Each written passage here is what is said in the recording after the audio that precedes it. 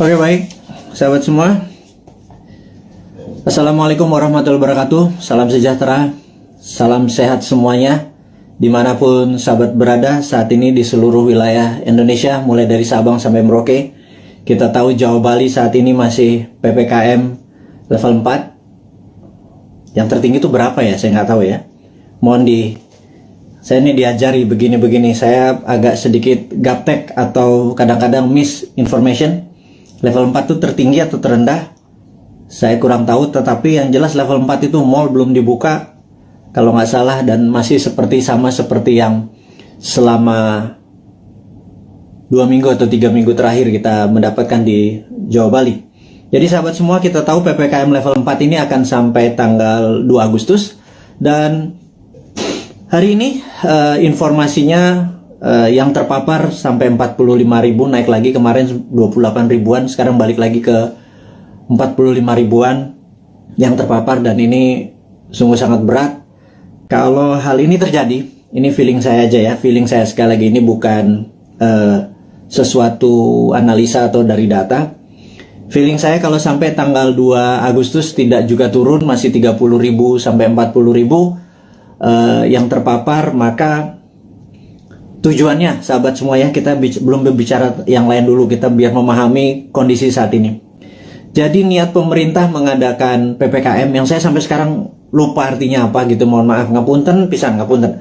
Jadi yang jelas adalah kita waktu awal-awal Juli itu kita terpapar 30.000, 40.000, 50.000. Kemudian pemerintah berharap kalau itu turun sampai di bawah 10.000 yang terpapar per hari, maka itu adalah masa PPKM dilepas dan kita kembali berkehidupan sosial seperti biasa, normal gitu ya. Dan ternyata setelah kemarin PPKM itu gagal membawa ke angka 10.000, kemudian diperpanjang lagi, dan sekarang diperpanjang lagi setelah sampai tanggal 25, 26 diperpanjang lagi, sekarang diperpanjang lagi sampai 2 Agustus. Nah, yang diharapkan adalah dengan PPKM itu adalah pergerakan manusia, human movement adalah di bawah 50%. Tapi kalau bisa 70%. Tapi apa daya, faktanya hanya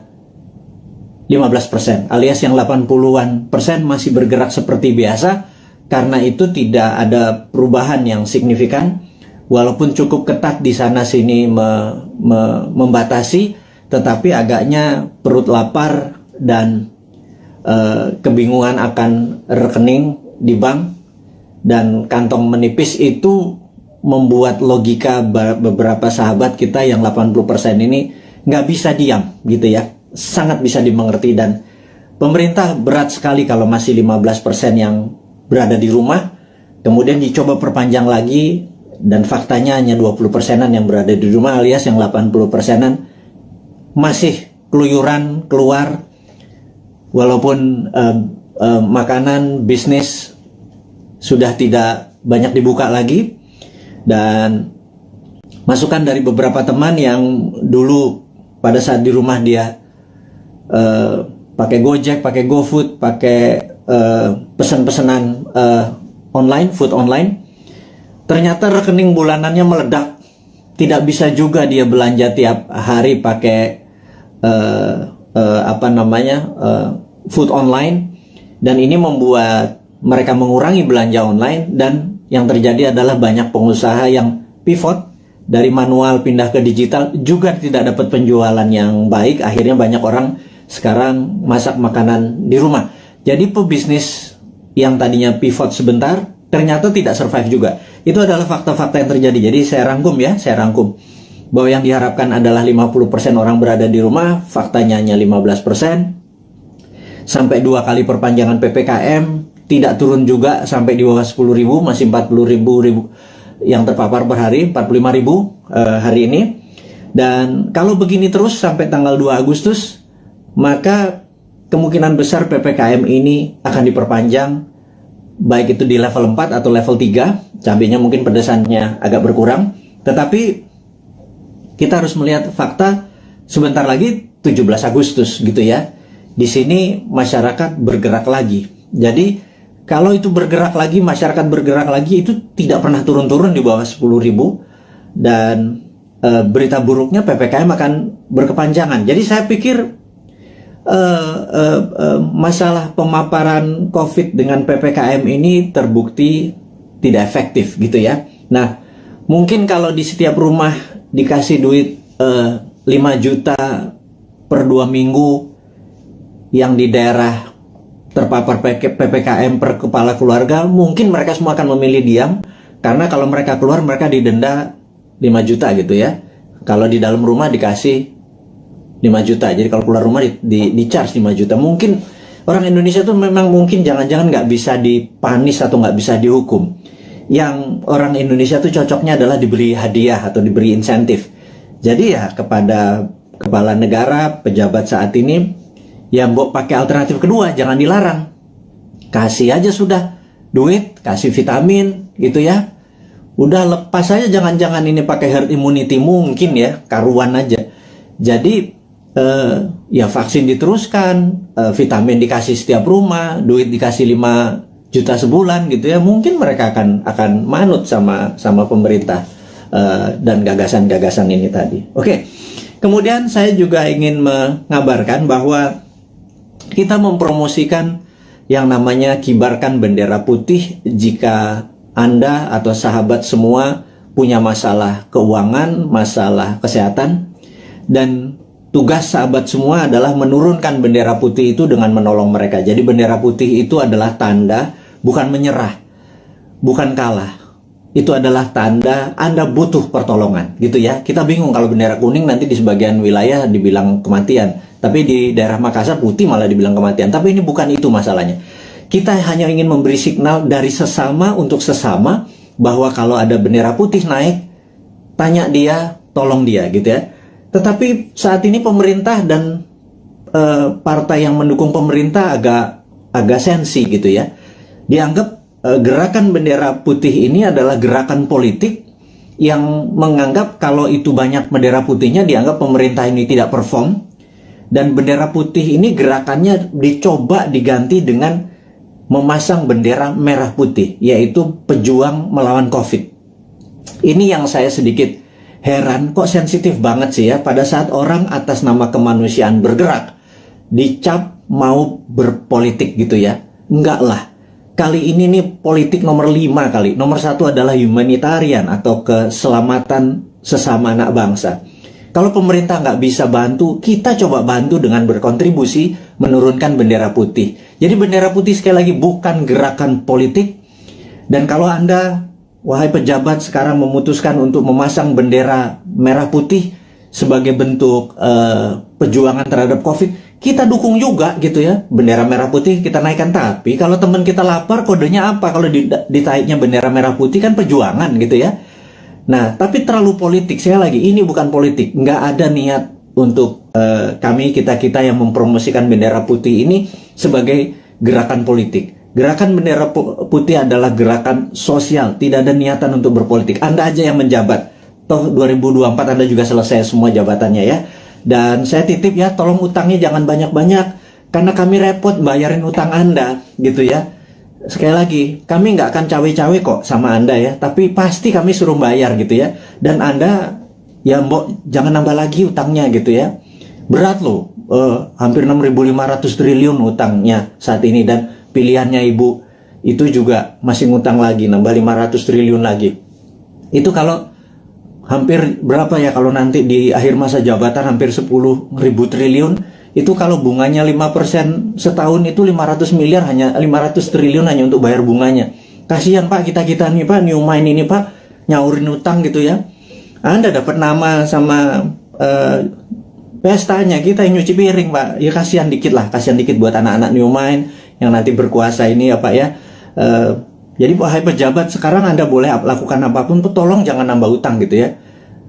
Pusing kita nanti bayarnya, anak cucu kita bayarnya. Dan tapi tenang, kalau New Mind berkuasa, Anda nggak diganggu kok, nggak ada masalah legal, nggak masalah buzzer menyerang Anda. Enggak lah, Anda aja yang pakai buzzer itu untuk membunuh karakter orang-orang yang tidak setuju. Silahkan Anda aja, kita tidak akan balas. Itu bedanya, kita akan mikul dhuwur mendem jero. Kita mendem rasa kita kita akan kelarkan ini. Tidak ada dendam di antara kita. Bahkan Anda ngutang, monggo, tapi jangan banyak-banyak, karena kita akan nyaur. Tenang ya, saya nggak yakin Anda bisa nyaur atau membayar utang tersebut, tapi New Mind bisa. Jadi sekali lagi, pesan kepada pejabat, Anda masih punya 3 tahun. Bendera putih bukan gerakan politik, bendera merah putih Anda adalah gerakan politik. Anda mau berjuang melawan COVID, kita juga berjuang melawan COVID, kita mau membantu sama, itu adalah gerakan kita. Anda nggak dukung, nggak apa-apa. Anda mau menjalankan 3 tahun lagi, monggo, silakan, kami nggak cawe-cawe. Tapi pesan satu aja, jangan nambah ngutang ya, gitu, karena repot kalau ngutang diperpanjang. Karena pasti kami yang nyaur, kami yang ini. Anda sekarang silahkan terus kedua, Anda boleh menggunakan buzzer, silahkan membunuh siapapun yang Anda mau oposisi, Anda mau eksekusi dengan buzzer Anda, silahkan. Tapi nanti jangan harap, kami nggak akan gabung dengan oposisi, kami juga nggak akan gabung dengan itu. Kami anggap semuanya old mind ya, mau oposisi mau incumbent, kami anggap semuanya old mind ya. Sekali lagi kami ulangi, New Mind itu menganggap oposisi saat ini dan incumbent itu adalah old mind. Kenapa kami bilang oposisi itu adalah old mind? Karena sampai sekarang oposisi itu tidak juga memberikan solusi kepada pemerintah. Dan kedua, pemerintah saat ini bengep-bengep berjuang gelundang-gelundung sendirian, keberatan, ditolong, disaranin, gak denger, ya wis, kita cuma bisa ngasih saran, kita nggak pernah ngeritik loh, ngeritik kasih saran, atau ngasih saran sekalian, Anda nggak pakai silahkan, nanti kita pakai gitu ya. Jadi sekali lagi, New Mind itu bukan oposisi, New Mind itu bukan incumbent, New Mind adalah NKRI garis lucu, dah gitu ya. Jadi pesan kami sekali lagi kepada pejabat, jangan pernah ngutang gedean karena kasihan New Mind. Tapi kalau Anda bisanya ngutang ya monggo, yang penting hidup ini NKRI masih tetap nyambung. Tapi kita akan semangat terus melunasi utang Anda. Satu, yang kedua adalah kita tidak akan cawe-cawe. Kita nanti tidak akan punya buzzer gitu ya. Kita akan menggunakan semuanya baik, semuanya terbuka, semuanya pakai tepos seliro. Kalaupun saya nggak ngerti ya, saya mungkin nanti atau teman-teman akan sowan kepada senior-senior itu gitu ya. Gimana ngurusnya waktu itu. Tapi yang New Mind tetap kita akan humble, rendah hati, dan tidak punya dendam ya. Itu kita berita yang di awal dialog malam ini, di malam Selasa di tanggal 27 Juli, di mana saat ini Santara alhamdulillah baru berusia 3 tahun, dan kami menyatakan masih perjuangan masih panjang untuk menolong UKM akar rumput. Kami baru saja menyalurkan total 3 tahun itu tidak sampai 200 miliar. Kami membutuhkan UKM yang masih membutuhkan dana, karena sekali lagi kami melihat bahwa UKM lah bisnis yang survive di masa krisis, yang tetap eksis di masa krisis adalah UKM. Terbukti tahun 98 UKM yang survive. Tahun 2008 sewaktu subprime mortgage menimpa dunia, UKM-nya survive. Dan tahun ini, tahun COVID, tahun pandemi, itu pun UKM yang bisa survive. Dan kita tahu UKM saat ini dianaktirikan oleh old mind, karena kita tidak bisa minjam kredit dibatasi, hanya daerah-daerah tertentu, harus punya jaminan dan lain sebagainya. Kalau sahabat punya masalah keuangan dan perlu pendanaan, Anda mau scale up, Anda mau meningkatkan penjualan, mau menambah cabang, apapun itu, yuk UKM datang. Kami, Anda mendaftar hari ini 10.000 UKM pun Santara bisa menelan dan membantu itu semua. Kami akan gulung komeng kerja keras seperti pemerintah saat ini membantu rakyatnya. Kita membantu sisi UKM-nya saja. Kami siap, dan kami tadi rapat semua di keluarga besar Santara untuk mulai hari ini, tanggal 27 Juli 2021, 3 tahun usia Santara. Kami siap tidak tidur siang malam, membagi jam kerja untuk membantu teman-teman agar UKM-nya bisa sukses, eksis di tengah krisis dengan pendanaan. Yang kedua adalah, kita tahu teman-teman investor, teman-teman yang mempunyai portfolio keuangan, kami sangat menyarankan Anda saat ini mungkin punya tabungan, deposito, punya mencari tempat investasi. Anda tidak perlu investasi besar yang beresiko, seperti misalnya di dunia properti Anda harus beli tanah dulu, seperti di usaha-usaha yang lainnya. Sementara uang atau modal Anda terbatas, katakanlah kecil, di bawah 10 juta, di bawah 20 juta gitu ya, dimana investasi yang lain besar-besar. Urun dana adalah kita bersama-sama bergandengan tangan membantu UKM. Jadi underlying uang kita adalah UKM, dunia nyata, dunia real. Jadi kalau Anda punya 10 juta, 2 juta, 1 juta, berapapun itu, kalau di deposito nggak ada artinya, ditaruh di ATM atau habis gitu ya, ditaruh di bini apalagi gitu. Nah, cobalah portfolio Anda, keuangan Anda mulai dibagi-bagi. Jadi misalnya letakkan sedikit di UKM Santara. Anda bisa pilih, sebentar lagi listing-listing di Santara itu akan bertaburan. Pilih, Anda pilih sendiri. Di dalam investasi, Santara hanya penghulu. Santara tidak membuat menyarankan ini yang baik, ini yang buruk. Anda sebagai investor lah yang berhak memilih pasangan Anda. Kalau Anda adalah cowok investor, maka UKM adalah ceweknya gitu ya. Cari yang cantik, yang pinter, yang terus belajar gitu ya, untuk jadi pasangan investasi Anda. Jadi saya sangat sarankan kalau Anda berminat menjadi investor di Santara, hubungi nanti di IG-nya Santara, ada nomor investor. Kalau Anda mau invest, Anda nggak usah pikir, wah saya nggak punya duit 100 juta, kita nggak butuh. Sahabat, kita yang butuh adalah uang-uang yang nganggur, yang receh, ketimbang ditaruh di tabungan Anda di celengan babi itu, namanya juga celeng gitu ya. Anda pindahkan aja 1.500.000 uang Anda itu, pindahkan ke UKM. Jadi ada dua hal: satu, Anda bisa dapat dividennya; dua, Anda menolong ekonomi saudara kita sendiri, para UKM. Jadi itulah filosofi Santara dan niat Santara untuk membantu. Dan Santara saat ini kami ingin melaporkan juga bahwa dalam 2-3 tahun ke depan, dan mulai dari ulang tahun yang ketiga ini, kita akan membuat Santara internasional. Jadi Santara Viet di Vietnam, Santara Thai di Thailand, dan Santara Filipina. Itu 3 negara akan kita buat duluan. Jadi kita ingin Santara ini go internasional. Itu kita udah siapkan, kita udah ada mitranya. Jadi bukan hanya Gojek bisa di Vietnam, Santara pun bisa. Karena Santara punya keunikan, ini adalah equity crowdfunding pertama di Indonesia dan terbesar. Dan kita bercita-cita ingin menjadi yang terbesar di ASEAN atau di regional. Dan ini hanya membuktikan bahwa Indonesia bukan jago kandang. Indonesia di bawah New Mind itu ekspor kita. Buktinya Santara, karena di Vietnam, di Thailand, dan di Filipina tidak ada. Jadi kita go global, company kita dari sana ya dong untuk dong ya. Jadi Vietnam untuk Vietnam, Thailand untuk Thailand. Dia hanya pakai softwarenya kita. Dan mereka sangat antusias sekali. Nah, bayangkan kalau nanti ada 10.000 perusahaan Vietnam listing di Vietnam, tapi di Indonesia cuma 1.000. Yang ada masalah adalah orang Indonesianya. Orang Indonesia akan mikir kali ya. Banyakan mikir, banyakan analisa, kepinteran kali ya, jangan-jangan. Karena itulah saya pikir ke depan, mbok kurangi mikir gitu ya.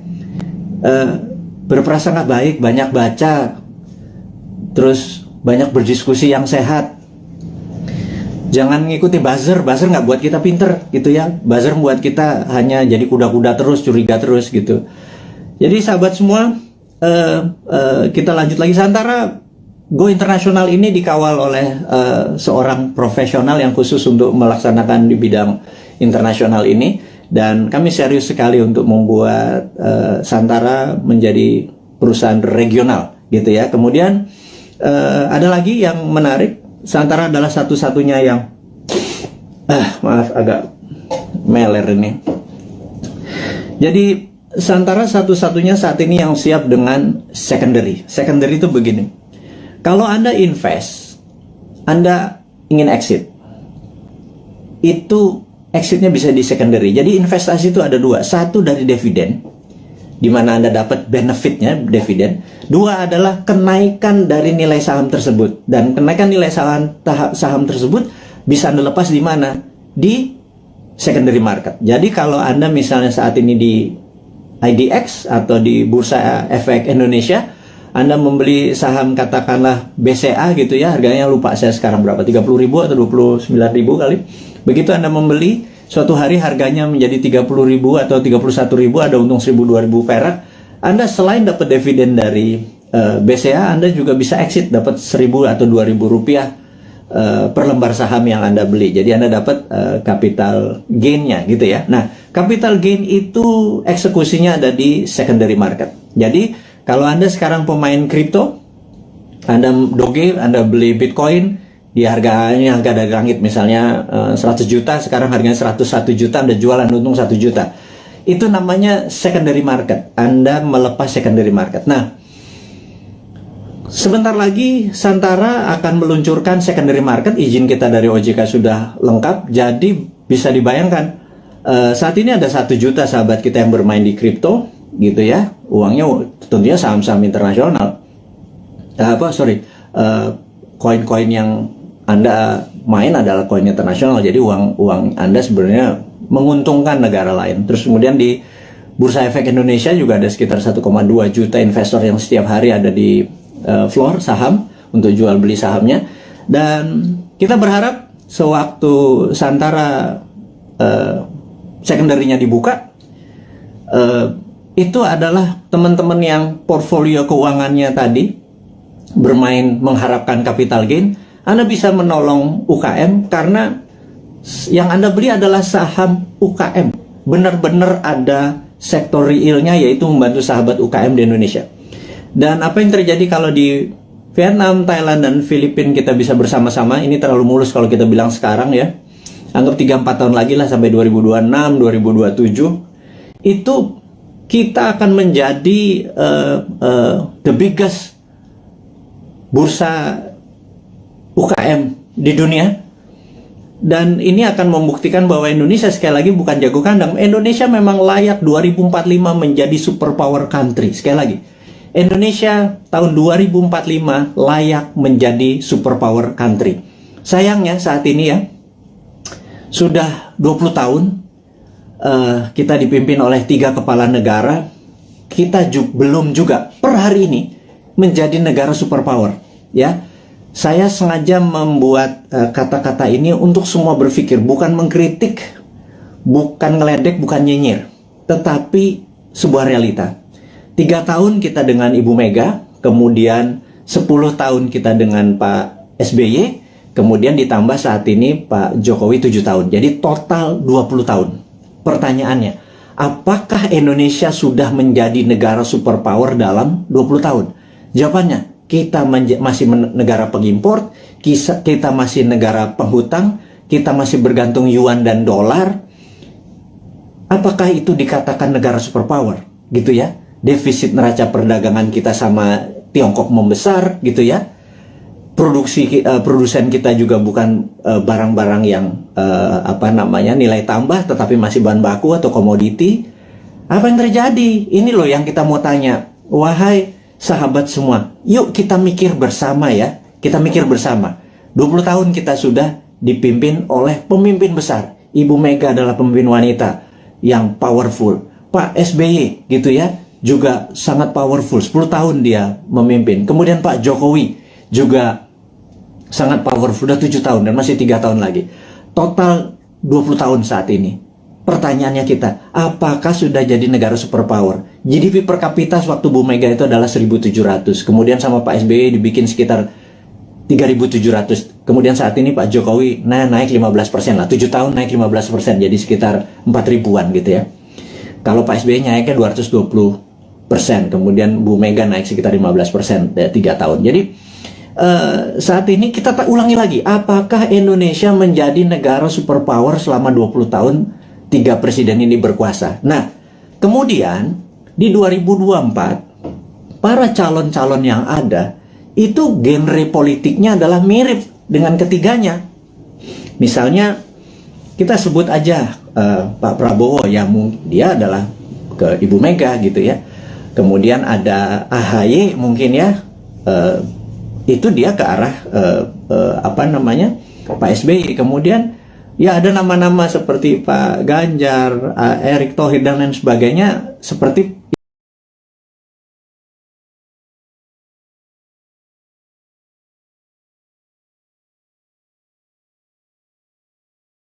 apakah selama 20 tahun ke depan akan membuat Indonesia menjadi negara superpower? Tanya deh, gitu ya. Anda kan ngefans tuh ya sama Pak Ridwan Kamil, ngefans sama Pak Ganjar. Nggak salah ngefans sama mereka. Saya juga ngefans loh, teman saya semua gitu ya. Tanya, 5 tahun dengan mereka, 10 tahun dengan mereka itu akankah membuat Indonesia menjadi negara superpower gitu ya?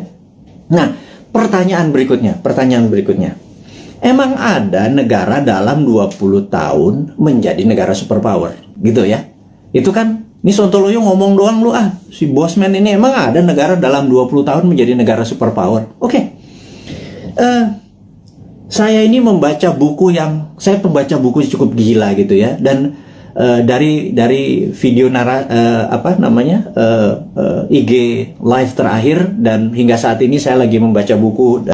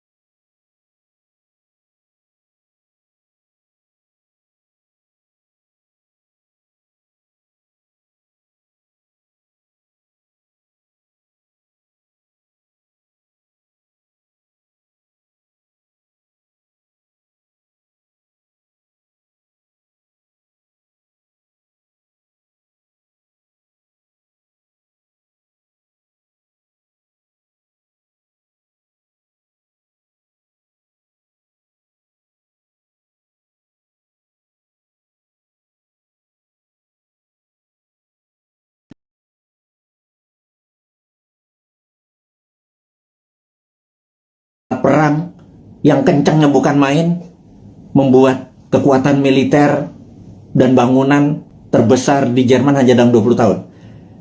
Saya ulangi lagi, pakai IMF, pakai ngutang, pakai yuan, enggak kan? Oke, mulai nemen ini Bosman ini kalimatnya, nyindir tapi ya biar logik lah. Pengagum-pengagum pejabat sekarang tuh biar mikir gitu lah. Bukan saya ngenyek gitu ya, saya cuma ngingetin. Karena nggak ada yang tahu tuh, nggak ada yang ngomong juga gitu ya. Apa karena terlalu sibuk saat ini banyak cuan yang mereka harus bagi-bagi sehingga lupa belajar gitu ya. Ya wis, Bosman aja yang baca, Bosman yang belajar, saya kasih ke teman-teman semua gitu ya. Berikutnya adalah Jepang.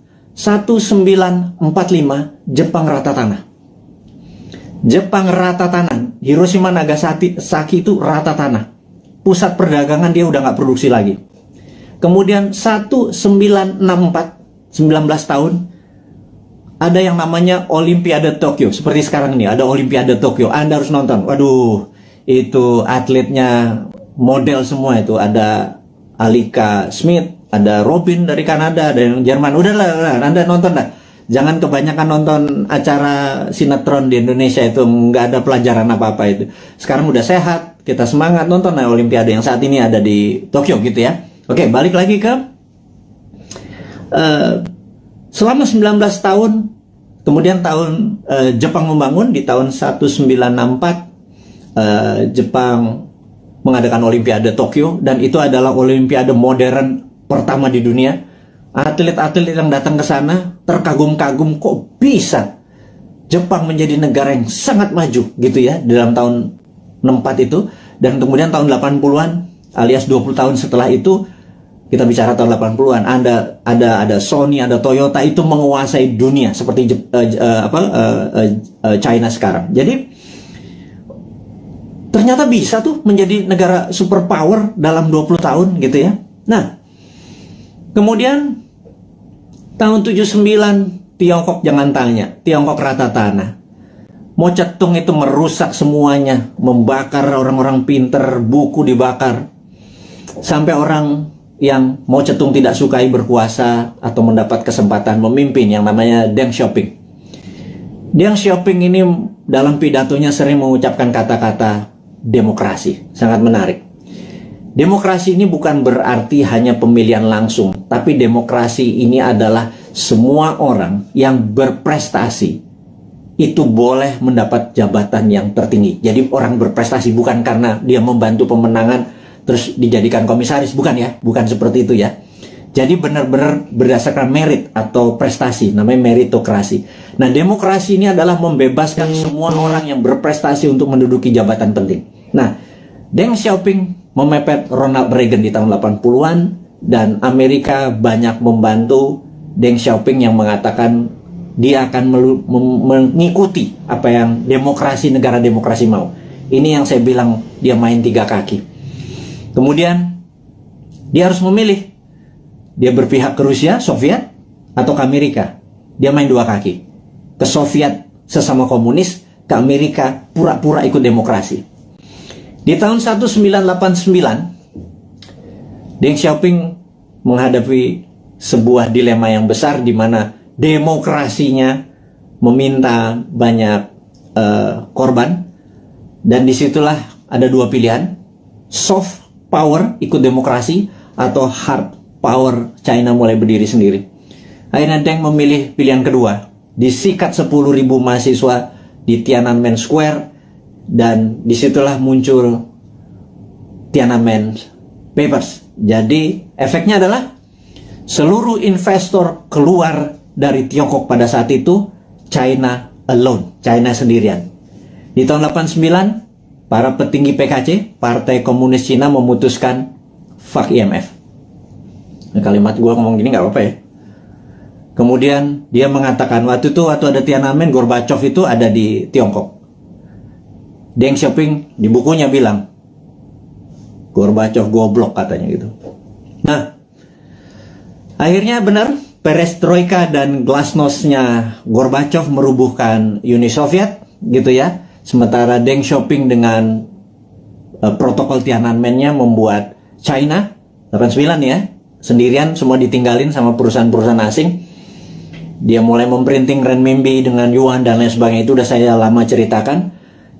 Puncaknya adalah tahun 2008 pada saat Olimpiade Beijing. Jadi tahun 1989 sampai 2008 adalah 19 tahun. Oke, kita buletin aja. 20 tahun. China menjadi negara superpower.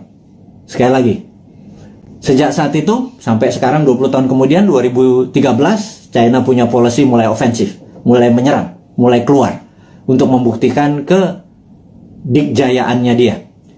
Selama 3.000 tahun, Tiongkok adalah negara trader terbesar di dunia. 200 tahun terakhir, Eropa masuk ke Shanghai, ke Beijing, dikasih narkoba, opium, membuat goblok orang-orang Tiongkok, dan membuat Deng Xiaoping bilang, kita harus merebut balik. Kemudian apa yang terjadi 20 tahun setelah tahun 89, tahun 2008 adalah puncak ekonominya Tiongkok, dan sekarang dia terus berjalan. 20 tahun kemudian, dalam 40 tahun, Tiongkok kembali menjadi negara trading terbesar di dunia dan negara kedua terkaya setelah Amerika. Sekali lagi, sahabat semua, ini membuktikan bahwa dalam 20 tahun harusnya Indonesia bisa menjadi negara superpower. Setidaknya road to become superpower country. Nah, 3 tahun Bu Mega, 10 tahun Pak SBY, dan 7 tahun Pak Jokowi, dia sudah do the right thing. Sekali lagi, sudah do the right thing.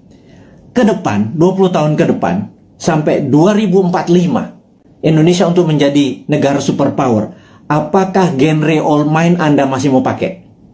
Kalau Anda mau pakai ya silakan, karena ini kan demokrasi, gitu ya.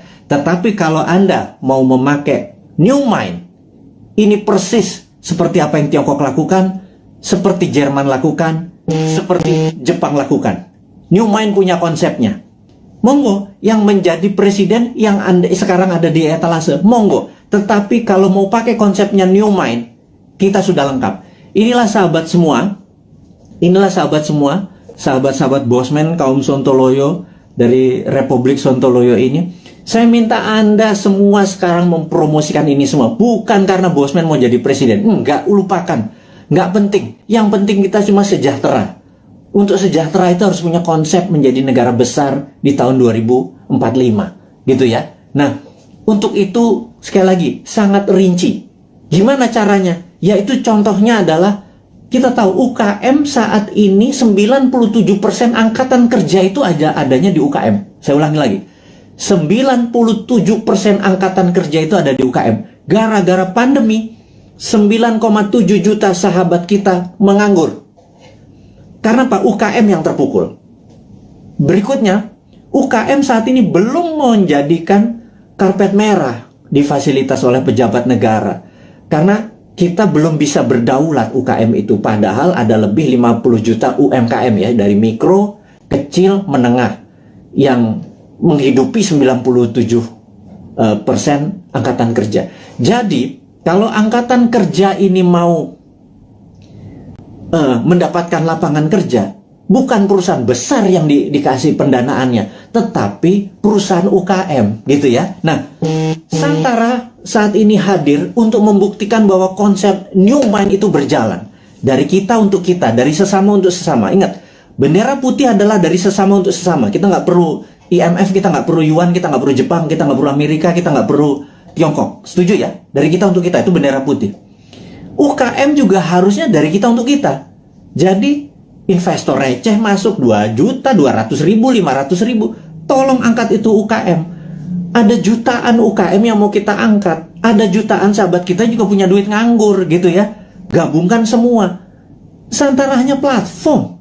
Santara bukan membuat UKM besar. Yang buat UKM besar ya para UKM-nya. Yang buat kaya adalah investor itu pilih UKM yang benar. UKM itu marginnya itu jauh lebih besar dari perusahaan-perusahaan besar. UKM itu untungnya bisa 30%, 40% gitu ya. Dan inilah yang saya harapkan teman-teman portfolio keuangan Anda. Sekali lagi, bagilah kalau Anda punya 10 juta, 9 juta Anda taruh dimanapun boleh. 10%-nya taruh deh di UKM. Anda membantu UKM, 10% membantu UKM. Kalau saat ini uang beredar adalah 6.000 triliun, 10%-nya masuk ke UKM atau 60 triliun. 60 triliun itu untuk menghidupi UKM itu adalah dari kita untuk kita. Itu kita negaranya berdikari, nggak kita jadi ekspor, kita nggak ngutang gitu loh.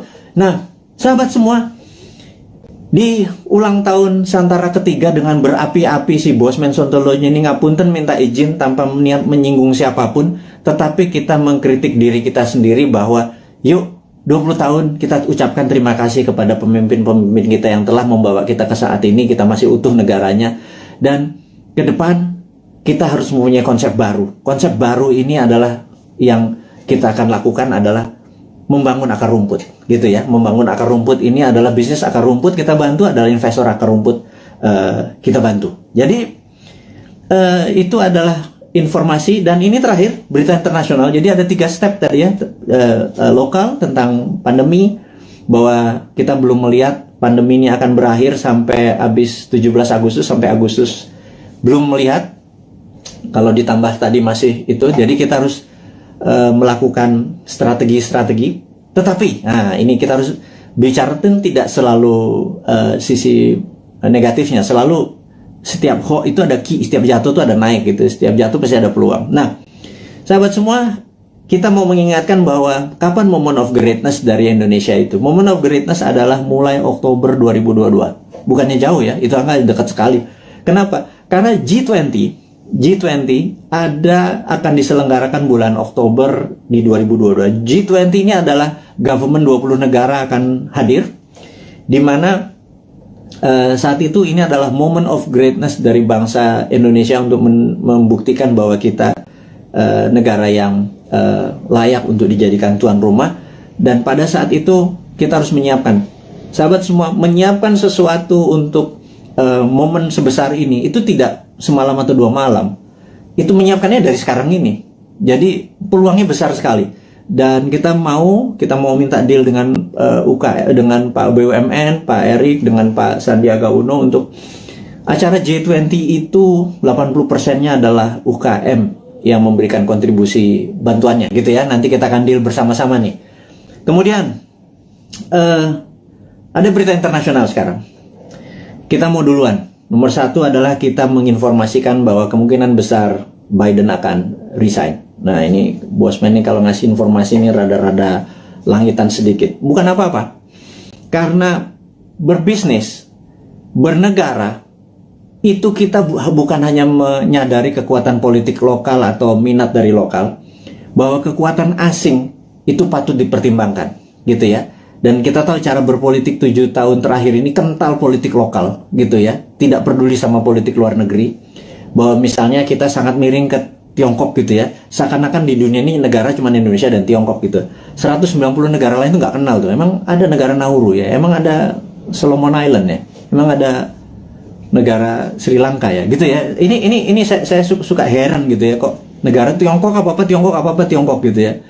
Nah, kita cuma mengingatkan itu kan old mind, cuma satu negara yang ada di kepala mereka. Kalau new mind negara itu 190 negara gitu ya. Nah, kita harus melihat bahwa kemungkinan besar Biden akan resign. Hanya sekedar mengingat bahwa kita tahu Trump waktu kalah itu ada yang mengatakan 4 negara bagiannya direkayasa. Dan pada saat malam sebelum pelantikan Biden melakukan lobby, dan ini saya ceritakan kepada sahabat semua, ke Pentagon. Dan Pentagon agaknya mempunyai limit terhadap Biden karena dia dianggap lemah dan Amerika tidak bisa menang perang lawan Tiongkok kecuali Biden dilengserkan dengan alasan kesehatan. Ya, ini sekali lagi. Kemudian naiklah Kamala Harris, dan ini kuncinya, siapa yang jadi wakil presidennya Kamala Harris, that's the key. Saya nggak bisa kasih tahu sekarang karena saya emang nggak tahu. Tetapi ini harus menjadi perhatian sahabat semua, jadi bahan renungan bahwa oh iya, bernegara itu ada negara besar gitu ya. Karena dolar saat ini menguasai 65% transaksi dunia, dan itu namanya Amerika. Yuan saat ini cuma 1%-an yang namanya Tiongkok gitu ya. Terus kenapa transaksinya pakai yuan, kita juga nggak ngerti kadang-kadang. Terlalu pintar mungkin ya, karena banyak prestasi. Jadi kita yang nggak nyampe ilmunya. Oke, kemudian kita mau mengingatkan adalah begitu Biden nanti resign atas nama kesehatan, maka di sini Tiongkok yang mulai ketar-ketir. Jadi Tiongkok memang waktu kemarin PKC, Partai Komunis Cina, merayakan ulang tahun ke-100, Xi Jinping dengan retorik, dengan pidato yang orasi luar biasa, mengatakan bahwa akan memenggal kepala negara yang membuli Tiongkok. Dan ini kata-katanya sangat ofensif gitu ya. Jangan-jangan kalau gue yang jadi presiden udah dipenggal duluan sama dia, karena gue ngebully terus dia kan, gitu ya. Ngebully sebenarnya bukan anti Tiongkok. Kita akan terus bermitra dengan siapapun. Kita akan tiru bagaimana Tiongkok jadi besar, tetapi kita bukan negara yang dirugikan. Buktinya saat ini trading kita dengan Tiongkok adalah Tiongkok yang surplus, kita yang defisit. Jadi kita kalau menjadi presiden nanti, kaum Newman bilang kita harus impas dong, jangan lo yang positif, kita juga harus positif atau impas, jangan kita yang defisit gitu ya. Tapi itu perlu strong lobbyist gitu ya, bukan yang mimpin lobbynya adalah diplomatik NKRI garis lurus, bukan trader gitu. Kalau trader ya negara untung rugi nggak peduli, yang penting kantong gue tebel gitu kan. Nah itu ya itulah, siapa yang masih memuja-muja orang-orang itu, Anda harus ingatkan. Suatu hari Anda tidak menjabat gitu ya. Nah, tapi ingat, kita bukan tipe balas dendam. Gitu aja bedanya New Mind. Kemudian kalau kedua, Xi Jinping mengatakan bahwa dia akan melakukan aneksasi Taiwan, Hong Kong dan Macau. Kemudian dia juga menyiapkan 100 silo dengan hulu ledak nuklir. Silo adalah tempat peluncuran roket berkepala nuklir. Ini menunjukkan Cina benar-benar ready untuk war. Nah, pertanyaannya, apakah akan terjadi war physical? Di sini kita mau mengingatkan bahwa sewaktu kita melihat dari sisi Amerika, apakah Amerika akan melakukan naval war? Karena perang China sama Amerika battlefieldnya atau tempat perangnya adalah Laut Cina Selatan. Karena perangnya laut, maka perangnya naval. Naval itu adalah perang kapal. Jadi kapal Amerika mungkin mepet sampai China, Tiongkok sisi barat, sisi timur. Kemudian sebelum mepet tersebut, roket-roketnya Tiongkok langsung mukulin kapal di navinya kapalnya Amerika. Tapi kayaknya nggak mungkin, karena itu tidak berefek kepada mainlandnya Amerika. Dan perang di laut itu mahal, gitu ya. Perang di laut itu mahal. Jadi sahabat semua, apa yang dilakukan kalau perang ini terjadi? Perangnya ada dua, yang kita sebut ini perang baru. Perang baru, saya baru baca bukunya soalnya. Saya ini kaget-kaget dengan istilah baru. Saya nggak yakin para pejabat sekarang sempat baca. Jadi ya udah kita ajarin aja mereka dengan ini, namanya invisible war atau perang yang tidak terlihat. Perang tidak terlihat ini ada dua. Nomor satu, kita tahu bahwa Amerika punya angkatan ke-6 yang namanya Space Army, ya. Angkatan ke-6 Space Army Amerika ini yang perangnya nanti perang bintang atau Space War, karena dia punya orbit tertinggi. Jadi orbit posisi satelit, posisi orbit satelit Amerika itu di orbit tertinggi, karena posisi dia di atas dari 1000 satelit Cina. Kita tahu di dunia ini ada sekitar 20.000 satelit. 60% adalah milik Amerika. Cina cuma 1000. Itu ditembakin semua satelitnya dari pakai laser magnetic beam yang Amerika saat ini punya. Itu pasti China shutdown itu, gitu ya. Kemudian kita mau mengingatkan lagi, invisible war kedua adalah pandemi, gitu ya. Jadi dihajar dengan pandemi di sisi bawah, di atas, di yang tidak kelihatan juga di sisi battle space, perang udara. Nah, teman-teman, apapun yang terjadi perang antara gajah, dua gajah itu jangan pelanduk mati di tengahnya, jangan Indonesia mati di tengahnya. Karena itu kita selalu menantang old mind ini. Punya plan B nggak? Gitu ya. Sekali lagi, punya plan B nggak kalau benar-benar ini terjadi? Karena kapanpun bisa terjadi. Anggap tidak terjadi, tapi kan plan B tetap harus punya, gitu ya. Gitu. Misalnya kita tanya lagi, kalau vaksin yang 150 juta sudah divaksinin semua warga Indonesia, tetapi tetap aja COVID tetap merajalela, punya plan B nggak? Gitu ya. Nah, kalau nggak punya plan B ini bernegara model apa sih kalian itu, gitu ya? Nggak ngerti geopolitik luar negeri, nggak ngerti pandemi, bahwa itu adalah war tool, strateginya adalah gagap, gitu ya. Kita sekali lagi, ini bukan mengkritik, ini mengingatkan bahwa kesadaran bernegara dari kaum New Mind itu tinggi. Kita ini patriotis semua nih, kaum New Mind ini. Kita nggak pernah menyalahkan tanpa solusi, gitu. Kita ngeritik barusan aja, nyinyir sedikit, tetap ngasih solusi, gitu ya. Nomor satu solusinya apa? Itu kita kasih berita internasional bahwa Biden mungkin resign, China sama Amerika mungkin eskalasi perangnya akan tinggi. Kemungkinan perangnya adalah invisible war, yang satu pakai space orbit tertinggi dan kemudian pakai COVID atau pandemi, gitu ya. Kemudian perang ini dengan COVID ini akan panjang, gitu. Pertanyaan berikutnya adalah, setelah pandemi ini masih ada perang nggak? Karena saat ini masuk perang dunia ketiga sesungguhnya. Perang dunia ketiga itu ada common enemy, ada musuh bersama. Kalau dulu Jerman di perang dunia pertama, cuma ada Jerman dan Jepang di perang dunia kedua. Common enemy kita atau musuh bersama kita saat ini adalah pandemi. Seluruh dunia kena pandemi. Jadi kita ini harusnya udah masuk kategori war dan invisible war tentunya. Musuh kita tak terlihat. Ini kita harus gandengan tangan sesama apa namanya human atau homo sapien ini, sesama makhluk yang namanya manusia ini, gitu ya. Jangan lagi bilang membeda-bedakan agama, ras, suku, dan lain sebagainya negara. Jadi untuk perang lawan pandemi ini kita benar-benar satu saudara semuanya. Nah, yang harus diingatkan lagi adalah setelah pandemi ini kemungkinan besar, dan kita udah ngomong tahun lalu, kemungkinan besar ada yang namanya climate war atau perang cuaca. HAARP atau HARP saat ini sudah mulai saling tembak.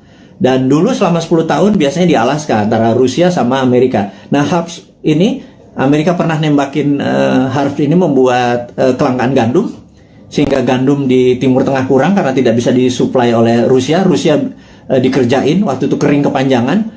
Kelaparannya di Timur Tengah membuat peristiwa Mesir terjadi, gitu ya. Ini semua ada relasinya dan sudah berhasil merubah. Jadi climate war ini akan membuat kelangkaan pangan.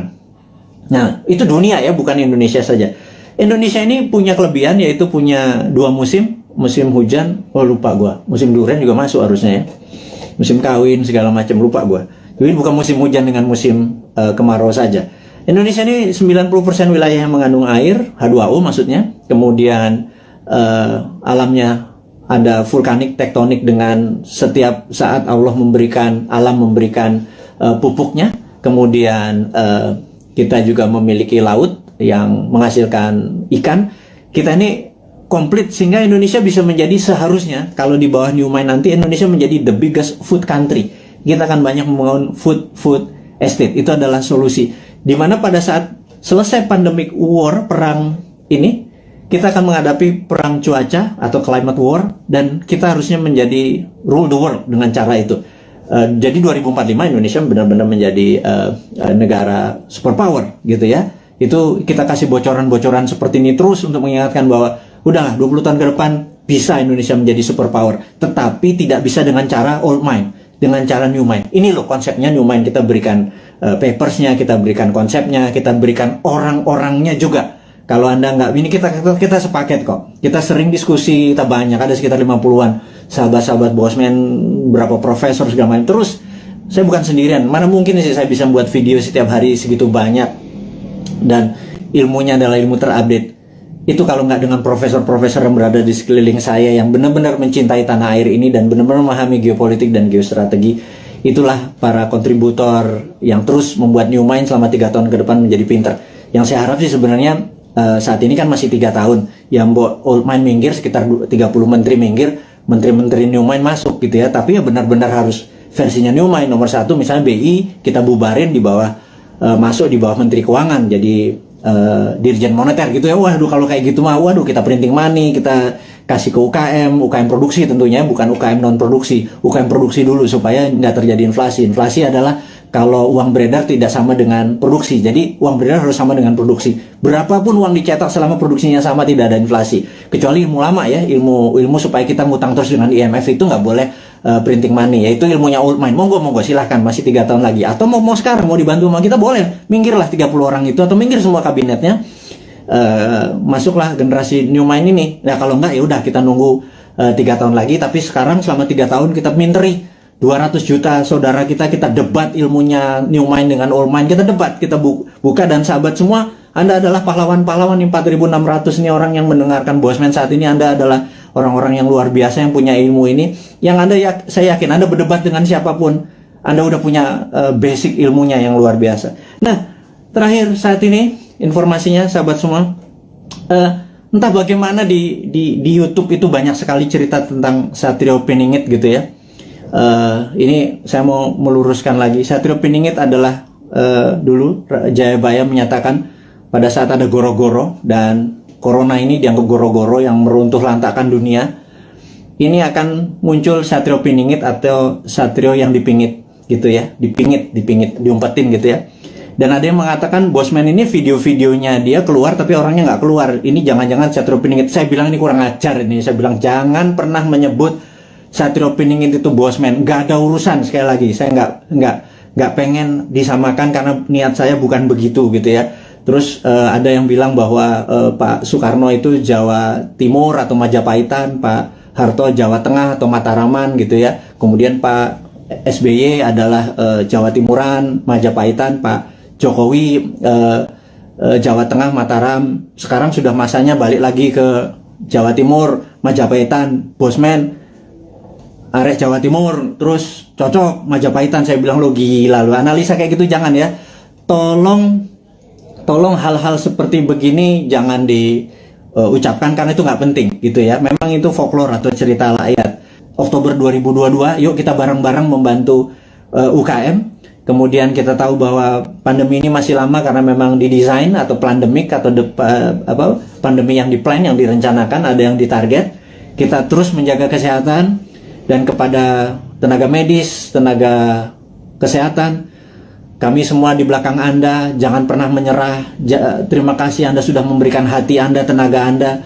Saya dan kami cuma bisa mendoakan bahwa terbaik buat Anda, keselamatan buat keluarga Anda, terus menjaga kesehatan. Dan kepada sahabat semua di Indonesia dan dimanapun Anda berada, kaum NKRI Garis Lucu ini, teruslah mendoakan kita supaya menjadi yang terbaik, saling membantu sesama. Khairul kalam, saya ucapkan terima kasih. Wassalamualaikum warahmatullahi wabarakatuh.